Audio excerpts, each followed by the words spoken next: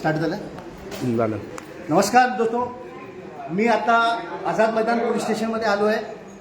माझी 11 वाजता EOWच्या DCP बरोबर हिअरिंग आहे.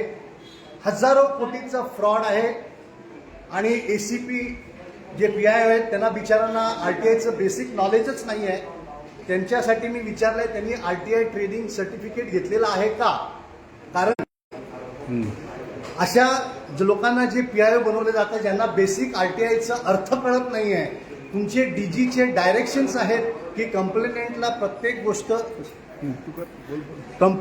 प्रत्येक गोष्ट दिली पाहिजे असे सर्क्युलर दिलेले आहेत. पण अशा ACP जे 35 वर्ष नोकरी करणारे ACP यांना जर कळत नसेल तर त्यांनी त्या जागेवरून रिझाईन करावं. अशा माणसांना गव्हर्नमेंटनी कामावर ठेवू नये. आणि मी आज DCPकडे यासाठी चाललो आहे. हे बघा, मी अँटी करप्शन आपला आझाद मैदानला एक्नॉलेजमेंट दिलेली आहे की मला प्रोटेक्शन पाहिजे.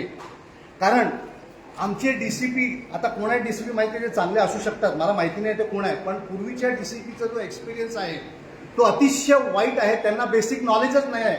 मी म्हटलेलं आहे, त्या नाव घेत नाही कारण माझं वैयक्तिक कोणाशी झगडा नाही आहे. त्या यांना RTIचा DCP IPS ऑफिसर्स यांना RTIचा बेस कळत नाही. अशा लायक नसलेल्या ऑफिसर्सना जर FIR करतात तर ह्यांच्या विरुद्ध FIR रजिस्टर करणे, FIR पण केलेला आहे त्यांच्या विरुद्ध, सर्वांच्या विरुद्ध. आज मी प्रोटेक्शनला आलो आहे. साहेबांनी ते एक्नॉलेजमेंट घेतलं आहे, मी त्यांचा आभारी आहे. मी हे प्रिकॉशन्स यासाठी घेतलं आहे की आमचे EOWचे ऑफिसर्स काही मी सर्व म्हणत नाही, काही चांगले आहेत, मला मदत करतात. काही ऑफिसर्स कुठल्याही लेवलला जातात. गेल्यावेळी मला त्यांनी इलिगल डिटेन्शन केलं, पण इथले मित्र सर्व माझे होते म्हणून मी पुढे गेलो नाही. म्हणून आज प्रिकॉशन्स घेतोय की माझ्यावर जर काय अन्याय झाला तर जे कोण ऑफिसर्स असतील त्यांच्यावर मी कारवाई करणार. आणि ह्या माध्यमातून मी स्वतःचं प्रोटेक्शन करतोय हे दाखवण्यासाठी मी हा व्हिडिओ केलेला आहे. जय हिंद.